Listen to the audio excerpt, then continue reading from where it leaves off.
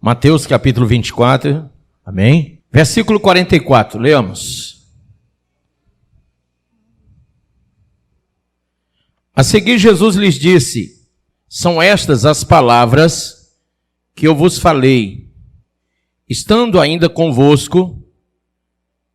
Importava que se cumprisse tudo o que de mim está escrito na lei de Moisés, nos profetas e nos salmos. Então lhes abriu o entendimento para compreenderem as Escrituras, e lhes disse: assim está escrito, que o Cristo havia de padecer e ressuscitar dentre os mortos no terceiro dia, e que em seu nome se pregasse arrependimento para remissão de pecados a todas as nações, começando de Jerusalém. Vós sois testemunhas dessas coisas. Eis que envio sobre vós a promessa de meu Pai. Permanecei, pois, na cidade, até que do alto sejais revestidos de poder. Amém? Põe a mão sobre a Bíblia e diga: Pai, essa é a tua palavra. Fala o meu coração, me ensina a tua palavra, em nome de Jesus. Podeis vos assentar. Queridos, essa é a promessa. Jesus, ele fala com palavras que são totalmente objetivas à igreja, à formação daquilo que está descrito em Romanos 11, 25, pelo apóstolo Paulo. Ele está falando que a promessa do Espírito Santo haveria de acontecer. E claro, irmãos, que nesse momento eles recebem uma dádiva de entender. Veja aí no verso 45. Então lhes abriu o entendimento para compreenderem as Escrituras. É algo que todos nós devemos sempre pensar: será que a igreja compreende as Escrituras? Porque a igreja que compreende, ela tem o poder, a manifestação do Espírito Santo. Se você não compreende as Escrituras, você ainda não tem a percepção, a dádiva da promessa, da manifestação desse poder. Então, quando uma igreja não dispõe desse entendimento, desse conhecimento do Espírito, ela está sujeita a um invólucro religioso que não a permite perceber as coisas que estão descritas na palavra.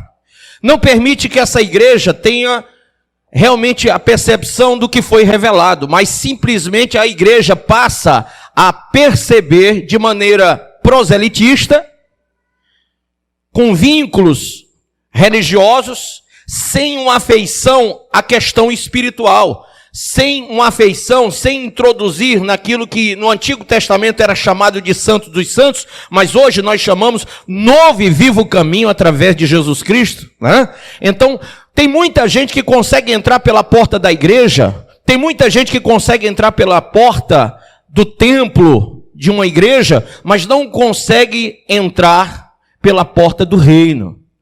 Porque aquilo que é do reino, aquilo que é espiritual, segundo o apóstolo Paulo em 1 Coríntios 2, só são entendidas aquelas coisas espirituais por quem é espiritual também. Paulo disse que quem é espiritual discerne bem a tudo, mas não é discernido. Então, Jesus dá a eles aqui uma ordem, que eles ficassem ali até que a promessa acontecesse. Ele diz, verso 49, eis que envio sobre vós a promessa de meu Pai, tá? E aí logicamente, nós estamos nos referindo à descida do Espírito Santo, lá em Joel 2, 28, né? A Bíblia fala que o Espírito Santo viria e desceria sobre eles. E aí nós vamos ver que ele diz, permanecei, pois, na cidade, até que sejais revestidos do poder. Caminhe comigo aí para Atos capítulo 1. O escritor aqui de Atos. Amém? Posso ler? Versículo 4 diz assim: e comendo com eles, determinou-lhes que não se ausentassem de Jerusalém, mas que esperassem a promessa do Pai. A qual disse ele: de mim ouviste, porque João, na verdade, batizou com água, mas vós sereis batizados com o Espírito Santo, não muito depois desses dias. Então os que estavam reunidos lhe perguntaram: Senhor, será este o tempo em que restaurarás o reino a Israel? Respondeu-lhes: não vos compete conhecer tempos ou épocas que o Pai reservou pela sua exclusiva autoridade, mas recebereis poder ao descer sobre vós quem, pessoal? Isso, grife aí. O Espírito Santo, e sereis minhas testemunhas, tanto em Jerusalém como em toda a Judéia, Samaria, até os confins da terra. Essa mesma palavra você vai encontrar em Mateus 28, 19, em Marcos 16, 15, né? Ditas essas palavras, foi Jesus elevado às alturas, à vista deles, a uma nuvem, e uma nuvem o encobriu dos seus olhos. E estando eles com os olhos fitos no céu, veja, eles estavam, a nuvem o encobriu, ele estava no meio das nuvens. Quando Jesus subia, eis que 2 varões vestidos de branco se puseram ao lado deles, 2 anjos. E lhes disseram: varões galileus, por que estáis olhando para as alturas? Esse Jesus que dentre vós foi assunto ao céu, virá do modo como viste subir. Ou seja, vai se cumprir o que Paulo escreveu na carta aos Tessalônicos, capítulo 1 Tessalonicenses 4, 16, 17, que nós subiremos para as nuvens. Amém? Então, do mesmo jeito, isso vai acontecer.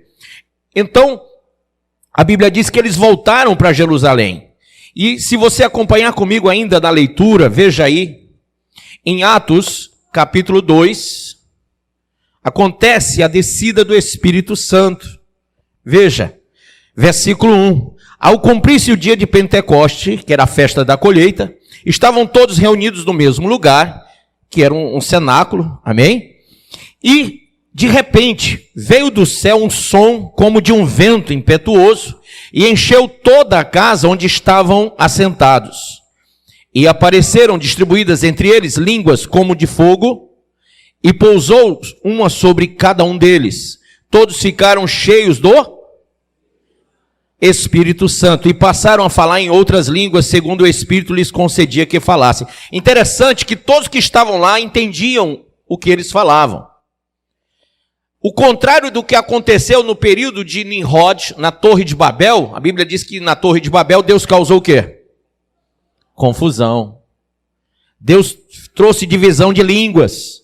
E ninguém se entendia, por isso o nome Babel, confusão.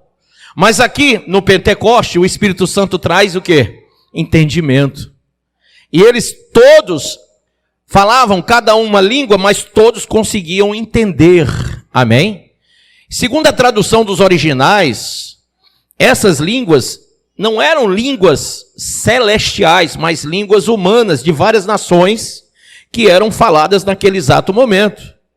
Então, pessoas de várias nações, vejam só, ora, estavam habitando em Jerusalém judeus, homens piedosos, vindos de todas as nações debaixo do céu.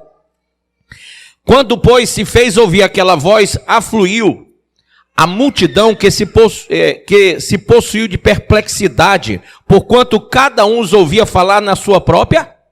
Então veja que eram línguas humanas.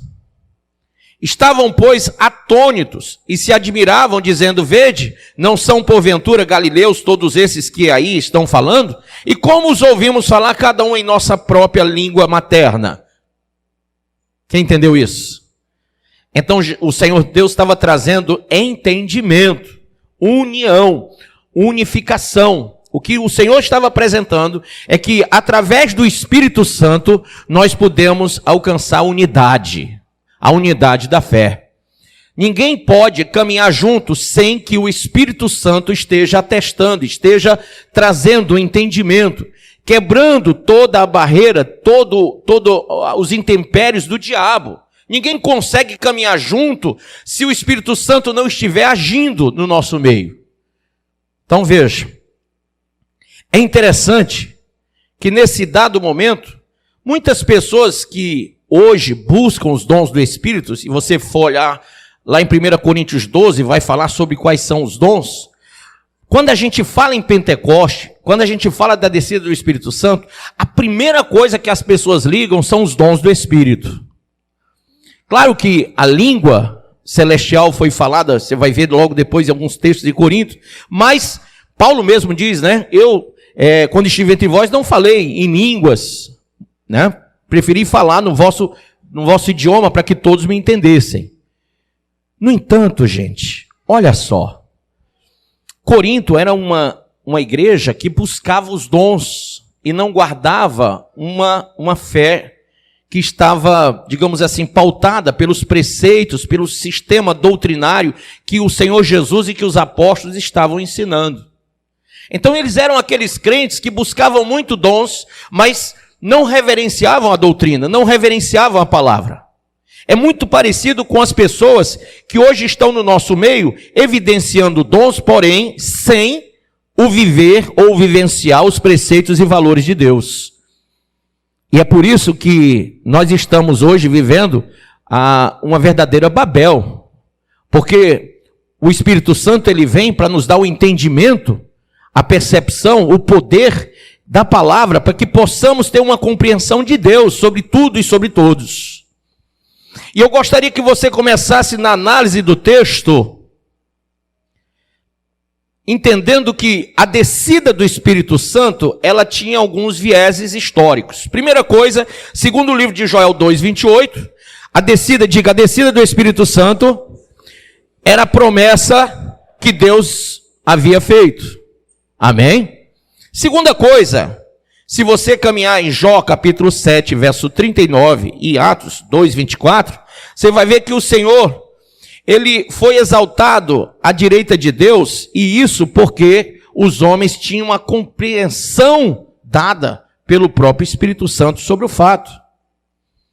Então o Espírito Santo, ele vai trazer entendimentos das coisas que são sobrenaturais. E volto a dizer, havia uma perspectiva muito na questão de dons. E eu quero mostrar para você que a manifestação do Espírito Santo naquele dia, como nos nossos dias, tem que ser vista de uma maneira muito mais madura. Porque os dons são necessários, os frutos do Espírito são consequência da ação do Espírito em nós, os dons foram distribuídos à igreja conforme a vontade dele, para que usemos. A armadura de Deus lá em Efésios também é altamente necessário. Mas imagine você, que muita gente não compreende por que o Espírito Santo desceu para nós. Por que nos tornamos não vivemos mais com ele sobre nós e agindo em nós, vez por outra, como foi no Antigo Testamento, mas agora ele entra em nós e nos torna templo e morada dele. Por que isso? Então o primeiro ponto é que o Espírito Santo veio para que você se converta. Mas se converta de verdade. Não venha aderir a uma religião apenas, mas venha aderir a um sistema neotestamental, onde o Senhor Jesus e os apóstolos falaram sobre santificação, purificação, regeneração, onde é batido forte contra o pecado de maneira absoluta, sem nenhum relativismo pós-moderno. Quando você recebe o Espírito Santo, você não vai mais acreditar, não vai mais credibilizar nesse modernismo ou nesse pós-modernismo que tenta fazer com que você viva de maneira subjetiva os preceitos de Deus. Em nenhum momento a palavra nos faz perceber de maneira subjetiva, mas de maneira imperativa a vontade do soberano Senhor, Salvador, Alfa e Ômega, Rei dos Reis, que vem para nos buscar a qualquer momento. Então, de maneira imperativa, eu percebo que devo acolher a pessoa, a manifestação da pessoa do Espírito, recebendo a palavra. Como é que eu vou entender, perceber a presença do Espírito Santo se eu não acolher a palavra em mim? O próprio Jesus disse: se vós estiverdes em mim e as minhas palavras estiverem em vós, olha como ele fala. Então eu tenho que acolher a palavra. E uma das ações do Espírito Santo está em Atos 2:37, vamos ler aí, pegue a sua Bíblia. Atos 2, verso 37 diz assim: ouvindo eles estas coisas, amém ou não amém? Quem achou? ouvindo eles estas coisas, compungiu-se-lhes o coração e perguntaram a Pedro e aos demais apóstolos: que faremos, irmãos? Ou seja, eles estavam com o coração tocado, eles estavam compungidos, chorando, porque ouviram pelo Espírito a palavra. Pela primeira vez, a igreja, aquele povo lá que estava reunido no cenáculo, eles receberam a presença do Espírito Santo, o batismo no Espírito Santo, o revestimento do poder, para que eles pudessem serem compungidos pela palavra. E a Bíblia diz que o Espírito de Deus convenceu aquelas pessoas dos seus pecados. E olha só o texto na sequência: respondeu-lhe Pedro: arrependei-vos e cada um de vós seja batizado em nome de Jesus Cristo para a remissão dos vossos pecados, e recebereis o dom do Espírito Santo. Veja como eles, nessa hora, eles não se propuseram a não fazer, mas eles acolheram a palavra. Veja: pois para vós outros é a promessa, mas para vossos filhos e para todos os que ainda estão longe, isto é, para quantos o Senhor nosso Deus chamar. Com muitas outras palavras deu testemunho e exortava-os, dizendo: salvai-vos dessa geração perversa. Então os que eles aceitaram a palavra foram batizados, havendo um acréscimo naquele dia de quantos? Quase 3.000 pessoas. Diga glória a Deus. Olha a ação do Espírito Santo. Quando alguém diz assim: rapaz, eu vou à igreja, mas eu não sinto vontade, sabe, de receber Jesus, eu ainda estou naquela de quando der vontade, talvez no próximo culto, vou esperar mais um pouco, deixa Deus me tocar, e você fica procrastinando uma decisão, ou sendo rebelde, deixando o chamado de Deus, deixando o chamado da salvação para trás. Enquanto eles, como prova viva da ação do Espírito Santo, acolheram a palavra, e a Bíblia diz que não só acolheram, mas naquele dia eles foram batizados, eles receberam a palavra, receberam o batismo, e quase 3.000 pessoas passaram a se congregar. Mas eles não estavam só sentados aí não, hein? Porque tem gente que vem à igreja e fica só sentadinho no seu canto. E fica como diz lá o profeta Ezequiel: eles estão na tua frente, e eles balançam a cabeça e concordam na tua frente, mas quando eles se viram, esquecem do que ouviram. Não. A Bíblia diz aí na sequência, verso 42, e perseveravam, diga perseveravam, na doutrina dos apóstolos. Você quer uma coisa mais forte do que a doutrina dos apóstolos, irmãos? Imagine isso. Qual é o crente do século 21 vivenciando esse falso evangelho, essa coisa absurda do relativismo religioso, que tem acolhido a doutrina dos apóstolos? Nós vemos cada dia que se passa pessoas esfriadas, pessoas se afastam do caminho, já não aceitam a verdade de Cristo, não aceitam a verdade do evangelho, precisam de uma desculpa, precisam de uma coisa qualquer, de um evento qualquer, de um cerimonial qualquer, precisam que hajam manifestações, inclusive seculares, secularizando a igreja. E o prognóstico sempre é pior, cada vez pior, porque a igreja está afundando em seu hedonismo, em seus desejos, em suas frustrações pessoais, querendo trazer paz ao coração sem a presença do Espírito da graça. E aí, a Bíblia diz que eles perseveravam na doutrina dos apóstolos. Diga assim, de uma forma bem tranquila para o seu irmão do lado: você sabe o que é isso? Jesus disse: quem quer vir após mim, negue-se a si mesmo. Começa por aí a doutrina dos apóstolos. Começa quando você entende o chamamento da graça e percebe que você foi chamado para ser diferente, não igual ao mundo. Isso vem do Espírito, passa pela alma e chega no corpo, chega no estereótipo, chega no fenótipo. Nós temos que parecer como cristãos, nós temos que parecer, irmãos. Nós não podemos viver diferente achando que vamos atrair o mundo para nós. Se você quer atrair o mundo através de um fenótipo diferente, se a igreja precisa mudar tudo para atrair o mundo, essa não é a igreja de Cristo. Então, aqui diz que perseveravam na doutrina dos apóstolos, na comunhão, no partir do pão e nas orações. E em cada alma havia o quê? Temor. Você sabe que o temor é o princípio da sabedoria? E você sabe que a soberba precede a queda? Você conhece mais gente temente a Deus ou soberba na carne?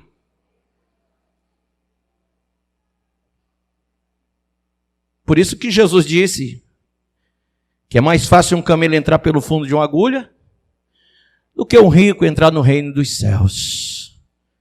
Infelizmente, o dinheiro, a riqueza, o amor ao material é característica de uma igreja que vai ficar. E hoje, o diabo não se preocupa com quantas igrejas estão abertas, porque muitas igrejas foram abertas por ele mesmo, com falsas doutrinas. Doutrinas que não são dos apóstolos, nem de Cristo, mas são doutrinas que trazem a todos os homens o desejo concupiscente da carne, a ambição. As pessoas são chamadas para ambicionarem, para quererem mais, para buscarem mais coisas, mais realizações. E eles dizem que Deus os ama e o que importa é que eles têm que ser felizes e que Deus vai recepcionar, que Deus vai trazer, vai acolher a todos indistintamente, independentemente de ideologias, independentemente de costumes, independentemente do que a pessoa queira fazer ou não, Deus vai receber a todos. E isso é uma grande mentira. A Bíblia fala que o reino de Deus e a sua justiça tem que ser buscado com primazia. E quando eu entendo isso, eu tenho que entender pelo Espírito, pela revelação do Espírito Santo, que essa primazia é uma busca incessante, na qual eu sou capaz de sair desse mundo natural e transcender a uma situação espiritual onde eu tenho a percepção do Espírito Santo. É aquilo que eu sempre digo a vocês lá de Isaías 55, quando ele fala dos pensamentos e fala do caminho. Ele diz: o meu caminho é mais alto que o vosso e o meu pensamento é mais alto que o vosso. Então, quem quer seguir Jesus através do Espírito Santo da graça tem que ascender ao caminho verdadeiro e ascender ao pensamento verdadeiro. E o pensamento verdadeiro, ele é absolutamente de Deus, da palavra de Deus, do Espírito de Deus, e ele não passa pela mente humana que é corrupta. Ele não passa pelo coração, pela imaginação do homem que é corrupta. Então veja, a Bíblia diz que perseveravam na doutrina dos apóstolos, na comunhão, no partir do pão e nas orações, e em cada um havia temor. E se houver temor, você acha que as pessoas vão andar dissolutamente? Será que as pessoas vão se posicionar de uma maneira irreverente, incoerente, inconsequente? Será que elas vão vivenciar esses dias tão maus, de maneira tão vil? Cadê a igreja lavada, remida pelo sangue de Jesus? Cadê a igreja arrependida dos pecados? Cadê aquela que foi regenerada? Cadê aquela que voltou à casa do Pai? Cadê aquela que tem a percepção do sobrenatural de Deus e que caminha segundo o sobrenatural de Deus? Por isso que a Bíblia atesta lá em Apocalipse 3, verso de número 8, 9 e 10... falando de Filadélfia, diz que essa é a igreja que vai ser arrebatada. Porque guardastes a minha palavra, eu te guardarei da hora da tribulação, que há de vir sobre o mundo todo.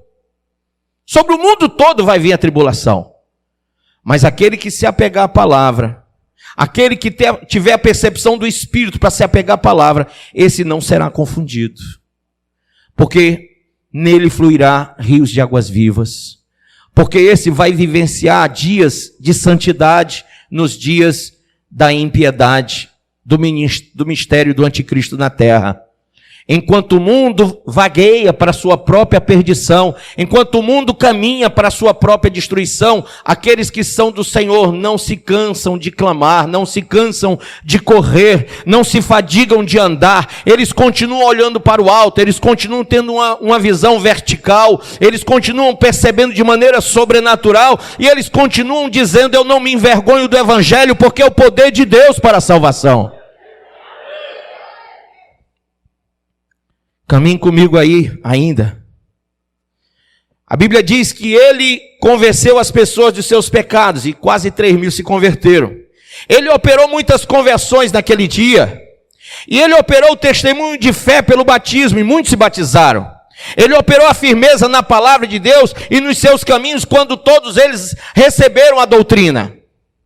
Então eu pergunto, você está caminhando nesses estágios? Você tem sido convencido do pecado, do juízo e da justiça? Você realmente tem passado por um processo de conversão a Deus? Você tem vivido essa manifestação do testemunho da fé pelo batismo? Você está ligado a Deus numa firmeza absoluta e não num relativismo pós-moderno? Você está ligado à palavra? E a Bíblia diz que se você deu esses 4 passos, você também, pelo Espírito, diga, pelo Espírito, você pode viver em uma consagração voluntária a Deus. Atos 2:45 diz aí, 44 diz: todos os que creram estavam juntos e tinham tudo, hein?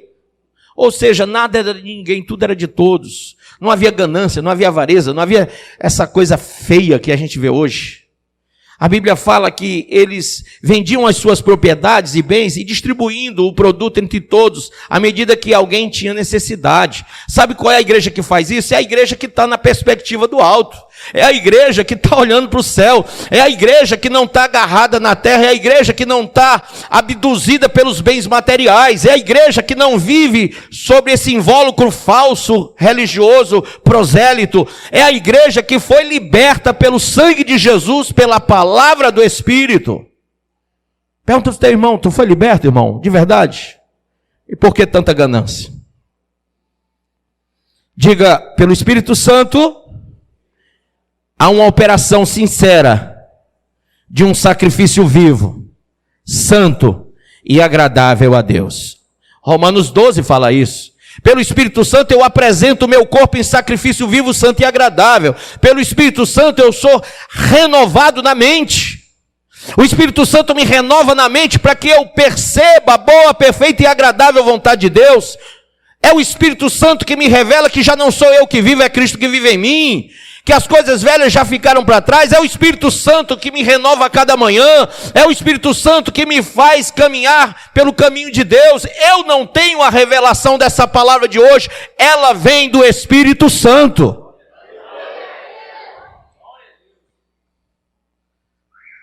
Então, irmãos, ele opera a alegria constante de Deus nos nossos corações, para que a gente viva essa fé contínua, amém? Sem olhar para um lado, sem olhar para o outro, sem sermos abomináveis aos olhos de Deus. Há quantas coisas que eu vejo que são abomináveis aos olhos do Senhor. Sabe, quando ele enviou o Espírito Santo, aquele povo se converteu e se moldou em conformidade com aquilo que a palavra dos apóstolos, que a doutrina dos apóstolos estava trazendo para eles. Então imagine você que lá no Antigo Testamento, quando alguém chegou para reconhecer o seu pecado, né, eles estavam todos vivendo dias muito maus de destruição, e aí eles chegam até Josué e dizem para o sacerdote, eles dizem assim: olha, nós estamos vivendo dias muito ruins, e nós precisamos mudar. Diz aí o que é que a gente tem que fazer. E foi dada a ordem que eles despedissem as mulheres de outras nações, junto com seus filhos. Isso é duro, mas eles não podiam esquecer da palavra que o Senhor tinha dado lá no Êxodo, né? Salvo engano, no capítulo 9, verso 30 e alguma coisa, quando o Senhor disse, olha, não se misturem com essas nações, vocês vão entrar em uma terra de gente abominável, gente que pratica o que é mal, gente que vive na prática do erro, não se misturem com eles. Eles se misturaram do rei aos sacerdotes, aos filhos dos sacerdotes, todos se misturaram e todos tinham que abrir mão agora. Todos tinham que abrir mão de toda mistura. Amém ou não amém? Você tem se misturado, sim ou não? Que evangelho é esse da mistura? Onde a gente concebe o santo e o profano. Será que Deus, Ele coaduna com esta visão do santo e do profano? De você um dia, vamos usar o termo do popular, acende uma vela para Deus e outro dia para o diabo. Um dia está quente, um dia está frio. Você é aquela pessoa inconstante. Será que Deus coaduna com isso? Olha que por pouco, Adão e Eva, eu digo pouco, porque à vista dos pecados que são cometidos hoje, à vista da maldade crescente de hoje, comer de um fruto, desobedecer, é fichinha, sim ou não? Mas veja quão grande paga, quão grande juízo a desobediência de Adão e Eva trouxe para a raça humana. Por isso hoje, uma das maiores jogadas do diabo para perverter você e para levar você ao lago que arde com fogo e enxofre, é o relativismo. É você imaginar que você pode conviver com as práticas do pecado e de santidade. Que você pode fazer um misto. Quando no passado foi ordenado não se misturar e deixar de lado as misturas, e agora na presença do Espírito Santo, na formação da igreja, veja em 2 Coríntios capítulo 5, verso 17. Vamos ler aí. 2 Coríntios 5, 17.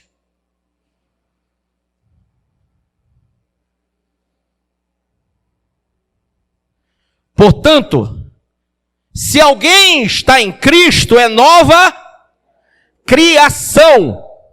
As coisas antigas já passaram, eis que tudo se fez novo. Tudo isso provém do homem, pessoal. Não, a Bíblia diz tudo isso provém de quem? De Deus, que nos reconciliou consigo mesmo por intermédio de Cristo e nos outorgou o ministério da reconciliação. Pois Deus estava em Cristo reconciliando consigo mesmo o mundo, não levando em conta as transgressões dos seres humanos, e nos encarregou da mensagem da reconciliação. Então, através de Jesus, o Senhor está trazendo o religare, uma ligação a Deus por meio de Cristo. Por isso que Jesus disse, eu sou o caminho, a verdade e a vida. Ninguém vai ao Pai se não for por mim. E Ele nos chama de embaixadores, dizendo, portanto, somos o quê? Embaixadores de Cristo, como se Deus vos encorajasse por nosso intermédio, assim vos suplicamos em nome de Cristo, que vos reconcilieis com Deus. Vou ler de novo, portanto somos o quê? Embaixadores de Cristo, como se Deus vos encorajasse por nosso intermédio. Ou seja, Deus está me usando agora como embaixador dele para você se reconciliar. Assim vos suplicamos em nome de Cristo, que vos reconcilieis com Deus. Deus fez daquele que não tinha pecado algum, a oferta por todos os nossos pecados, a fim de que nele nos tornássemos justiça de Deus. Amém?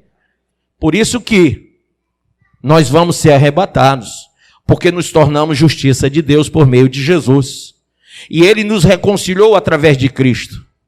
Ah, bispo, mas eu acredito que a igreja vai passar pela tribulação. Você, então, não crê na reconciliação, você não crê na regeneração, você não crê na purificação, você não crê na santificação. Você não crê, porque se você cresce, você entenderia que os juízos de Deus não podem incluir os justos. Veja quando Deus falou com Abraão sobre a destruição de Sodoma e Gomorra, a Bíblia diz que Abraão, ele fala com Deus e diz, Senhor, Deus do céu e da terra, destruirias tu o justo com o injusto? E o que é que o Senhor respondeu? De forma alguma. E Abraão disse, Senhor, se houverem ali 50, e aí começou 40, e foi até 10, não foi? E o Senhor disse, não destruirei por causa daqueles que estão lá, os 50, os 40, os 30, os 20, os 10, até 10. Mas só tinha um, que era o justo Ló. Nem a mulher, nem as filhas, nem os genros, só Ló. E abalou Deus os seus anjos para irem até a casa de Ló e arrancarem com mão forte Ló, sua mulher, suas 2 filhas, e até foi tentado tirar os genros que riram da cara de Ló. Então veja, elas foram levadas para fora à força pelos anjos. Veja, tamanha misericórdia de Deus, tamanha manifestação da graça, tamanha manifestação do caráter divino. Deus jamais vai fazer o justo pagar junto com o injusto. E nós fomos justificados por Cristo. Quem crê que foi justificado? Todo aquele que nele foi regenerado, todo aquele que por ele foi reconciliado. Mas é claro que para eu identificar se eu fui reconciliado e regenerado, eu tenho que olhar para mim mesmo. Quando você vai cear, o que é que você faz? Examine se o homem não é o vizinho, é a si mesmo. Você tem que examinar a si mesmo. Por quê? Porque todos os dias nós erramos. E temos que andar em remissão. Temos que andar vigilantes. Sabe por quê, irmãos? Porque a Bíblia diz que aquele que está de pé, cuide para que não caia. E o Senhor Jesus no sermão profético falou que viria como um ladrão, quando o mundo não o esperasse. Então, eu não sei se você está esperando, como eu, a vinda de Jesus hoje, agora, nesse segundo, mas o mundo não. Agora nesse carnaval aí levantaram uma placa, e na placa dizia céu ou inferno, e o mundo gritou inferno, inferno, inferno. O mundo não espera Jesus, o mundo não olha para Jesus. Aqueles homens que viram ele subir, estavam olhando para cima, e os anjos disseram, por que vocês estão olhando aí para as nuvens? Aquele Jesus que subiu voltará novamente como subiu. Sabe, irmãos, nós temos que ter essa percepção que ele está voltando sim. Mas ele não está voltando para o mundo, não. Ele está voltando para a igreja que é lavada e remida e que é regenerada. Essa que recebeu o Espírito da promessa. Essa que nela se cumpre o processo regenerativo da palavra e do Espírito. Essa que vai acolher do seu coração o processo de santificação. Que não está vivenciando apenas um preceito religioso, o qual leva ela a uma prática litúrgica. Não adianta só liturgias. Isaías capítulo 1, o Senhor diz, eu estou cheio disso, não aguento mais. Era a festa disso, festa de lua nova, era sábado, era não sei o quê, e o Senhor diz, chega, não quero isso. Porque o mundo estava, naquela época, o povo de Deus estava realizando liturgias, mas a prática do coração, a prática de vida era distante do Senhor.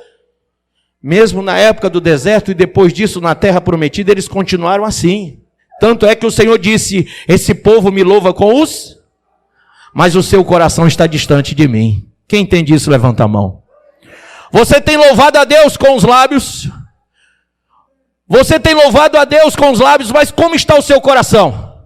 O coração é o centro das emoções. O coração é o centro das decisões, o coração é o centro do intelecto humano. Qual é a sua decisão diante da prostituição, da impureza, da lascívia do mundo? Qual é a sua decisão diante da impureza, irmão? Qual é a sua decisão diante da idolatria, da feitiçaria, da inimizade, das porfias da terra? Qual é a sua posição diante de tudo que o mundo apresenta, diante dos pratos que o diabo apresenta? Quando você lê a Bíblia e ela condena o pecado, qual é a sua posição? Qual é o seu posicionamento? Qual é a sua escolha? Porque muitas pessoas estão se auto-justificando com boas obras, com prática de boas obras, dizendo, não, o Senhor vai ter misericórdia de mim porque eu não sou mau. Muitas pessoas que eu evangelizo dizem assim para mim, inferno não vou não, porque eu não nego nada a ninguém, eu sou uma pessoa muito bacana, eu ajudo todo mundo, não, inferno eu não vou. E esquecem que a salvação vem por meio de uma fé na palavra, e a palavra diz que não é pelas obras para que ninguém se glorie. Não é a prática, Efésios 2, verso 8, 9 e 10 diz, pela graça sois salvos mediante a Fé, mas não vem de obras para que ninguém fique se gloriando por aí. Porém, eu gosto sempre de redundar o que Tiago diz. Embora a salvação não venha das obras, e sim pela graça, por meio da fé, não existe fé sem obras, disse Tiago. Toda fé sem obra é morta.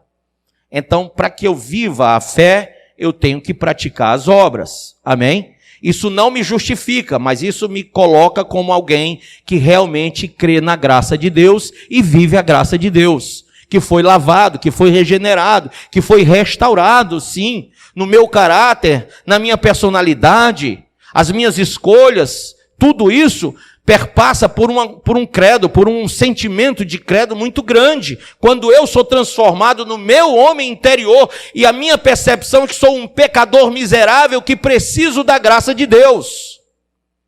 Quem entende isso?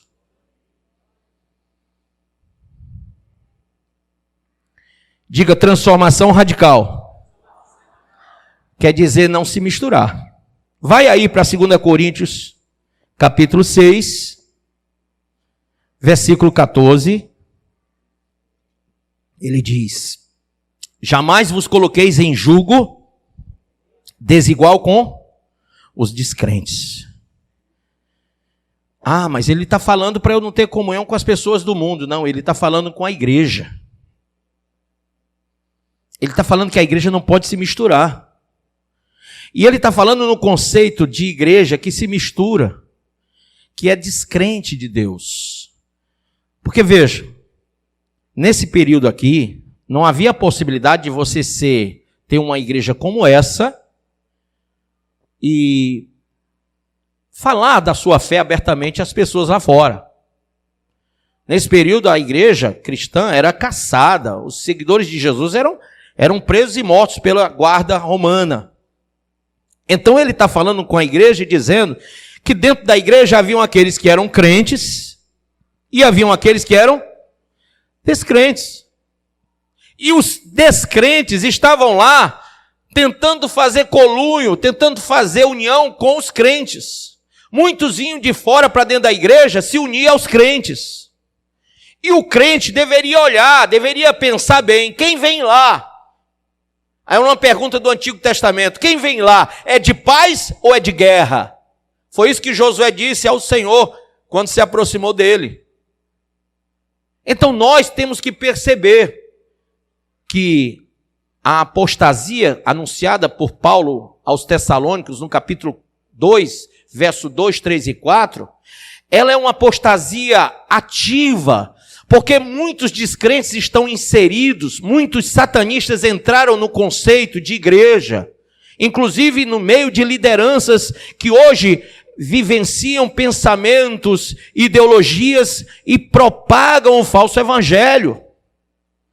Veja, a igreja está sendo proselitada de uma maneira moderna para esquecer a base, para esquecer o conceito doutrinário. Eles estão dizendo que tudo isso é ultrapassado, que isso faz parte de uma Bíblia antiga, que nós temos que inovar pensamentos de acordo com a mudança dos tempos. Só que a palavra diz que vai passar tudo, mas a palavra vai permanecer. Gente, a palavra, Jesus é Logos, e ele é a pedra angular, ele é a pedra de esquina, ele é a base, ele é o sustentáculo, ele é, no juridiquês, né? Ele se torna o supedâneo, a base, para que nós não possamos vivenciar outro alicerce. Estão colocando outro que não é Jesus. E esses falsos mestres, falsos pastores, falsos líderes, estão introduzindo esses pensamentos para que a igreja viva a apostasia passiva. Eles, de maneira ativa, levam você, que é passivo, a entrar em pensamentos tortuosos, a devaneios, coisas assim, sabe, que você diz, não, com certeza Deus está nesse meio, porque olha só o milagre, olha aí, tem gente sendo curada, tem gente expulsando o demônio de gente nesse lugar, e nada contra, isso é manifestação de dons, e eu creio, quem crê diz amém. Mas veja, as pessoas estão sendo guiadas como Corinto. E Paulo, quando olhou para Corinto, diz: vocês manifestam dons, mas não estão vendo que esse rapaz tem relação sexual com a mulher de seu pai? E vocês estão achando isso normal? E Paulo repreende. Então aquela igreja, ela, ao mesmo tempo que manifestava dons, ela vivia fora da doutrina. Então, essa falsa liderança, ela traz uma experiência espiritual que não vem do Senhor. Ela traz uma falsa graça, um conceito de falsa graça. Eles chamam de hipergraça ou hipercalvinismo. É uma ação tão gloriosa do amor de Deus que você pode viver, você vai ser incluído dentro do conceito de igreja, e incluído para a salvação, incluído para o arrebatamento, incluído para todo o projeto de Deus, porque Deus é amor. E isso é uma mentira. Deus é amor, sim, mas a palavra não é inclusiva, a palavra é exclusivamente para aquele que negou-se a si mesmo e que segue a sã doutrina. Ela é exclusivamente e não inclusivamente. Ela exclui todos aqueles que vivem na prática do erro. E isso é amor, porque isso é a prática da justiça de Deus. Amém? Jesus veio fazer o sacrifício. E importa agora que quem crer no sacrifício que ele fez, viva também em sacrifício de vida. Amém? Fale, transformação é uma condição necessária. Aqui no texto ele diz que nós não podemos viver de maneira unida aos descrentes, porque não há nada em comum entre a justiça e a injustiça, entre a comunhão da luz e as trevas. Não há comunhão entre elas. Não há harmonia entre Cristo e Belial, que é o diabo, e não há como estabelecer relacionamento entre crente e incrédulo, entre o que serve a Deus e que não serve, aquele que é templo de Deus e de ídolos. Sabe, Paulo aqui poderia estar falando templo humano, templo físico. Não, ele está falando de pessoas, umas acreditam exclusivamente que Jesus é o único Senhor e Salvador, e aqueles que estão crendo que Jesus é como Maria é, como José, como vários outros são. E olha, eu tenho que dizer isso para você, que você me ame ou que você me odeie, mas os mariólatras, eles colocaram Maria como uma pessoa, sabe, como uma pessoa na condição da Trindade, tá? Pai, Filho, Espírito Santo e a mãe. Infelizmente assim o fizeram. E Maria nunca quis isso. Ela chamou Jesus na oração dela de meu Senhor e meu Salvador.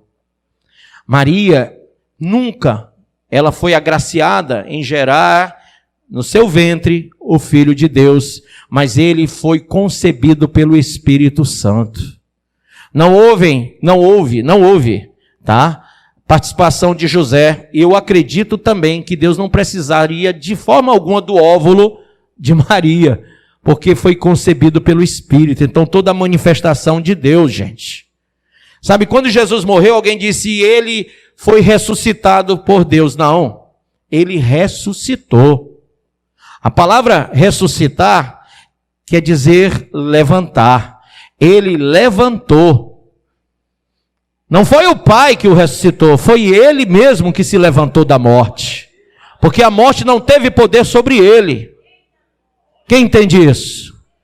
Mas Maria morreu, Buda morreu, Maomé morreu, e todos os grandes religiosos do mundo inteiro, os deuses de todos os religiosos do mundo inteiro morreram. Os que viveram, né, pelo menos. Porque inventaram muitas coisas, inventaram muitos deuses. Mas todos eles tiveram um fim. Jesus não. Jesus ressuscitou. Amém? Para terminar, irmãos, mas não é menos importante o que eu vou dizer, de jeito nenhum, diga, remissão de pecado e da culpa faz parte do projeto do Espírito Santo. Para que nós possamos nos conhecer, é necessário que o Espírito Santo abra a nossa visão. Você se conhece? Você já entendeu o quanto você está distante de Deus? Abra aí Romanos 7.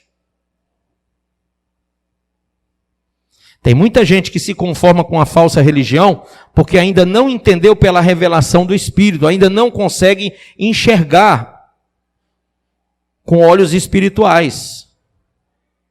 Amém?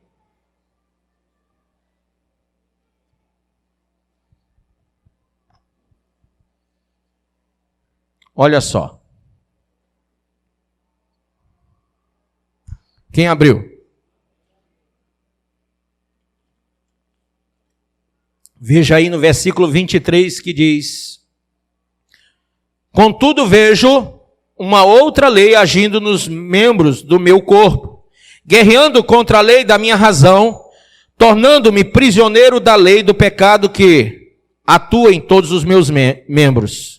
Miserável ser humano que sou, quem me libertará deste corpo de morte?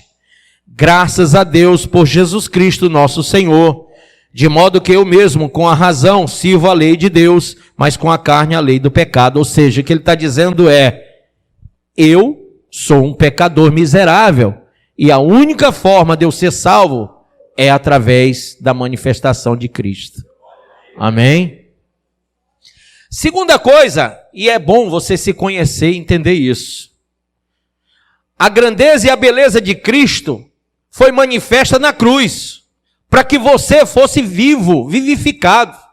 Neustã foi uma cobra levantada lá no deserto, quando os homens estavam adoecidos com venenos. Foi construída uma cobra pelo próprio Moisés, a mando de Deus. O nome, depois foi dado o nome Neustã. E essa cobra foi levantada no meio do deserto, e todo que olhava para ela não morria, era vivificado, porque estavam todos morrendo. Mas bastava olhar para aquela cobra, para aquela imagem, e as pessoas eram curadas. E ela é uma, digamos assim, é uma visão de Cristo, sabe? É uma coisa que nos remete a Jesus, porque a única maneira de nós sermos curados do veneno desse mundo, da imundície, da imoralidade, da pornografia e de todo o resto, é através de olharmos para o soberano Senhor e Salvador. Amém? Então, nós temos que reconhecer a grandeza do ato de Cristo na cruz. E a terceira coisa é preparar para nós o futuro em Cristo. Como, bispo? Crendo e vivendo cada dia em remissão, vivendo cada dia em paz com Deus, fazendo com que Ele reconheça em nós que somos arrependidos. Amém? Você sabia que Deus, Ele é onisciente, que Ele olha para dentro de nós, que Ele sonda o teu coração? Jeremias 17, Ele vê a maldade do coração e vê a bondade do coração, Ele vê a decisão do coração e a inconsequente não decisão. Ele vê tudo. E a Bíblia diz que em Jeremias 17 Ele vê para dar a cada um conforme as suas obras. Deus está esperando o que de nós? O que Ele está esperando é que nos convertamos. 2 Crônicas 7 diz: e se o meu povo, Ele fala com Israel, mas nós podemos trazer essa visão para a igreja também, que se chama pelo meu nome, se humilhar, orar, buscar minha face e converter do mau caminho, eu ouvirei sua prece e sararei sua terra. Com Israel, isso só vai acontecer no 3º milênio. Com Israel isso só vai acontecer depois da 70ª semana. Depois da tribulação, Israel vai se unir ao Senhor. Israel vai se converter a Deus. Israel vai orar. Israel vai buscar. Israel vai se humilhar. Mas depois do juízo, depois que passar por grande tempestade de sofrimento, serão abertos 7 selos. Depois serão tocadas 7 trombetas. Depois haverá o derramamento de 7 taças. Gente, e muita coisa ruim vai acontecer nesse planeta desde esse momento, do início da grande tribulação. Pode esperar que nesse período, Israel vai se converter ao Senhor. Oséias 6, 1 e 2 diz que a contenda entre Deus e eles durará 2 dias. 2 dias. Pedro escreveu em sua carta que um dia para Deus é como... e 1000 anos como um dia. Então, esses 2 dias de Oséias são 2000 anos da graça. E a Bíblia diz no texto de Oséias que ao 3º dia haverá união entre Deus e Israel. E o 3º dia é o 3º milênio, onde Israel andará com o Senhor. E o Senhor Jesus reinará 1000 anos na terra. E a igreja que foi arrebatada estará com o Senhor e com Israel. Porque estaremos vivenciando aqui na terra o reino milenar de Cristo. Bispo, eu vou morar eternamente no céu? Não.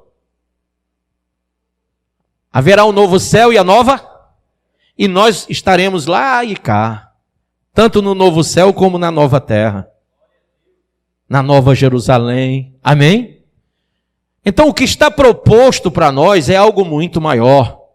Você talvez já deve ter lido aquela passagem lá de Esaú e Jacó.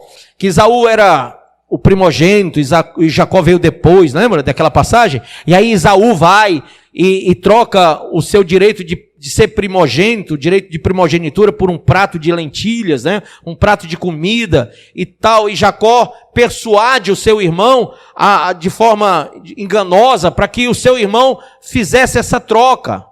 E você diz, como Esaú foi bobo, foi trouxa, como ele foi burro, porque um prato de comida por um direito que dava a ele a herança de seu pai, do seu povo, que homem burro. E eu pergunto para você que chama tanto Esaú de burro, será que você percebeu que por causa de 30 segundos de prazer sexual, ou por causa de dinheiro, ou por causa de uma vida que no máximo dura aí muito, sabe, aperreadamente falando, 80, 90 anos, se você viver muito, e ainda digo que depois dos 70 só vem cansaço e enfado, eu digo para você, você está trocando uma eternidade toda por um prato de lentilhas também.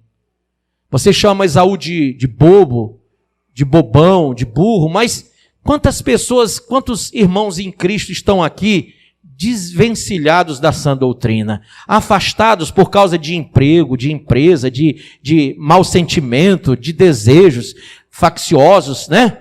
Por que você se afastou do Senhor? Quem te ensinou a fugir da ira de Deus que está vindo sobre os habitantes da terra, irmão? Pense bem, você se afastou de Deus, você se afastou da promessa. A igreja ficou reunida no cenáculo esperando a promessa e recebeu. Você está aqui para receber sobre sua vida a promessa do Espírito Santo, a fim de que você veja o que Deus preparou para aqueles que o amam. A Bíblia diz que nem olhos viram, nem ouvidos ouviram. Deus tem preparado uma mansão lá no céu. Ele disse, eu vou preparar lugar, e quando eu for preparar o lugar, voltarei e vos buscarei para mim mesmo. Promessas do Senhor estão para se cumprir, e você está vivendo fora do caminho, você está afastado da igreja, você está afastado da comunhão, e se você estiver congregando em alguma falsa denominação, criada pelo diabo, com incentivos, com prazeres hedonistas, com pensamentos, sabe, pós-modernos, você tem que acordar antes que seja tarde demais.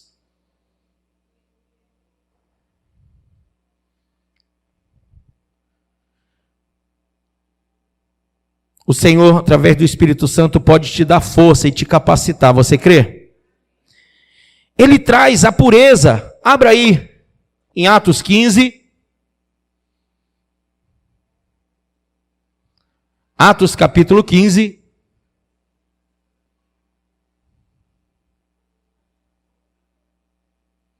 Estava se falando muito na questão da tradição judaica dentro do conceito cristão. E houve uma altercação justamente com Paulo, com Pedro, com João, com Tiago, em relação ao caminho.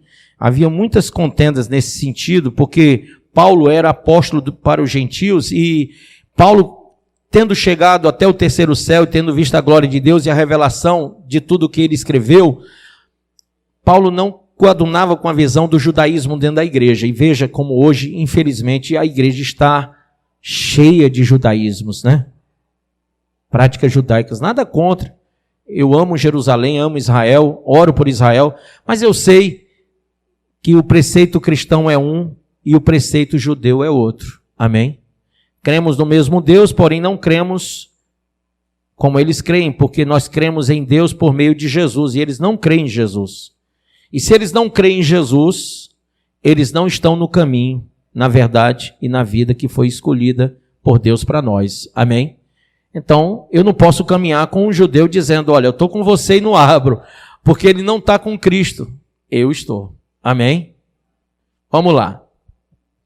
Diante disso, os apóstolos e os presbíteros se reuniram para deliberar sobre a questão imposta. Depois de um grande debate, Pedro tomou a palavra e ponderou-lhes: irmãos, vós sabeis que desde há muito Deus me escolheu dentre vós para que, por meu intermédio, ouvissem os gentios a palavra do evangelho e crescem. E Deus, que conhece os corações, testemunhou em benefício deles, concedendo-lhes o Espírito Santo da mesma forma como o deu a nós. E não fez qualquer distinção entre os gentios e nós outros, purificando o coração deles pela fé. Agora, pois, por que quereis tentar a Deus, colocando sobre as costas dos discípulos uma carga que nem nossos antepassados, nem nós mesmos conseguimos suportar? De modo algum, cremos que somos salvos pela graça do Senhor Jesus, exatamente do mesmo modo que os gentios também. Amém? Olha quando a percepção chega, né? Olha quando a percepção vem. Olha quando se começa a mostrar o evangelho. Começa a haver uma unificação, uma unidade. Pedro depois vai elogiar Paulo e dizer, o nosso amado irmão Paulo, que escreve palavras de tão difícil entendimento, as quais muitos torcem para si mesmos. Então Pedro começa a ter essa percepção genuína de Cristo, do evangelho da graça. Irmãos, eu me preocupo muito, porque quando a gente fala em evangelho da graça, a gente fala em santificação, e hoje não se vê isso. Santificação é muito importante para a vida do cristão que quer ser arrebatado. Inclusive, é importante dizer que a santificação, como realidade atual, ela está bem longe das igrejas. Uma outra coisa é que a santificação, ela vem pelo sacrifício de Cristo, não pelo meu sangue, mas pelo sangue dele. Eu entendo ele, eu vivo ele. Eu vivo por ele, eu vivo para ele. Não é para mim mesmo. E a santificação pelo Espírito, ela nos traz como eu disse, uma ascensão, uma vitória sobre a carne, uma experiência de fé, uma experiência de verdade absoluta, uma experiência de ser ligado a Cristo de maneira sobrenatural. E por último, uma experiência com a vida eterna. Então, isso tudo nos foi trazido pelo ministério do Espírito Santo em nós. Quem está hoje aqui percebendo, olhando para si mesmo, e olhando para si mesmo, percebe que não está vivendo esse preceito? Bispo, olha, eu sou evangélico, eu frequento igreja, mas eu não vivo isso. Sabe, eu estou bem distante desse conceito. Eu até fui batizado nas águas, mas eu não consigo mudar. Eu não consigo me transformar. Eu não consigo me renovar ainda. Claro que não consegue. A Bíblia diz que só o Espírito Santo é que te convence. E é só o Espírito Santo que pode te fazer perceber para que você seja regenerado. Hoje, nessa reunião aqui, nesse culto maravilhoso, nós estamos convidando você a voltar ao primeiro amor, a voltar ao caminho da graça.